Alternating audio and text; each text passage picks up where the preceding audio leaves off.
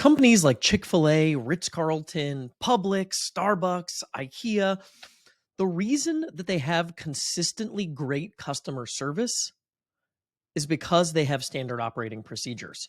We're going to talk about this important lesson and how it applies to your med spa.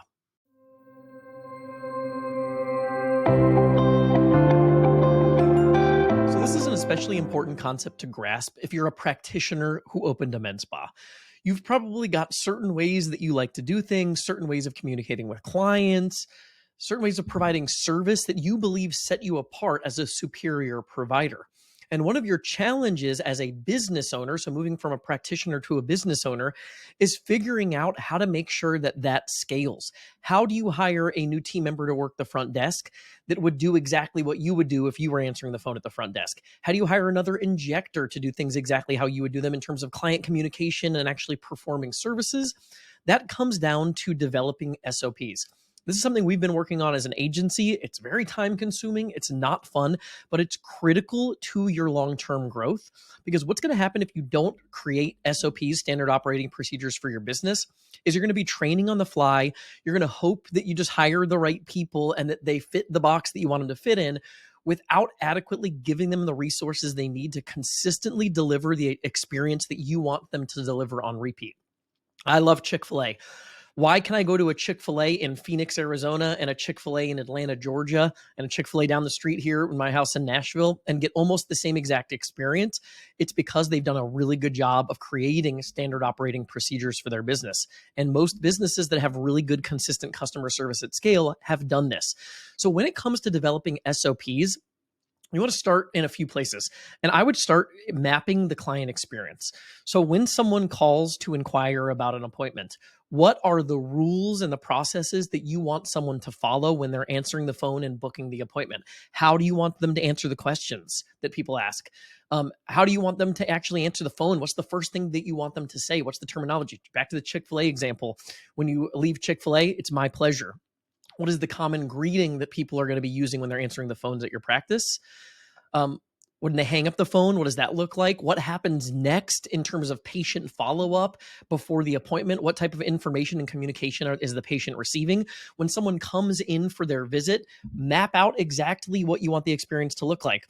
When someone comes into the waiting room, invite them to sign in, say XYZ thing, tell them to sit down, set the expectation for how long they'll be waiting for service. When the practitioner greets them to bring them back, what does the practitioner do in terms of interaction? How long does the appointment last for a given service or a given appointment type? What are the SOPs around actually providing service? Step 1, step 2, step 3. And you want to make these, what we've learned as an agency for us, is you want to make these dummy proof. You don't want to give them a general blueprint on these things. You want to write these as if someone came in from outer space. They knew how to speak the language and nothing else, and they could walk through the step-by-step process. So if someone needs to go grab a supply, where is that located? At what part of the process do they do this thing versus that thing? When somebody leaves, to increase booking rates. What is the relationship between the injector and the person checking them out? Jake Laban on one of our earlier podcast episodes recommended an SOP where the injector, instead of saying, oh, go check out and we'll hopefully see you soon, the injector walking them to the checkout desk saying, I want to see her back in 3 months, and then moving the conversation over to the person that's actually rebooking. And you're creating a little bit more gluiness to that interaction, so the person has more friction if they actually want to opt out of scheduling that next appointment. Most people will just go with the flow and they'll schedule that next appointment.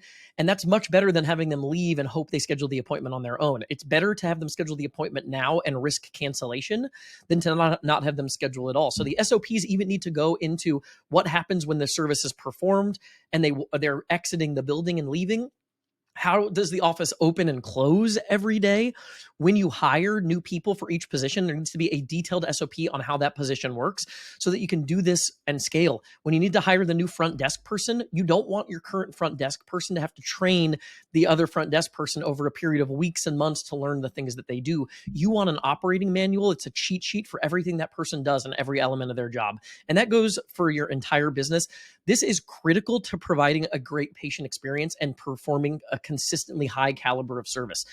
If you're not doing that, you're going to have a drop off in terms of effectiveness. I see this all the time where people, they've got a lot of confidence in their skill set. And when they're the person providing services, their clients are really happy. But as soon as they start hiring and trying to build a team, there's a drop off in quality and they start dealing with issues. If you can create SOPs now, you'll be ahead of the game. It'll set you up for scalability, and it'll also ensure that you can maintain a reputation of excellence moving forward.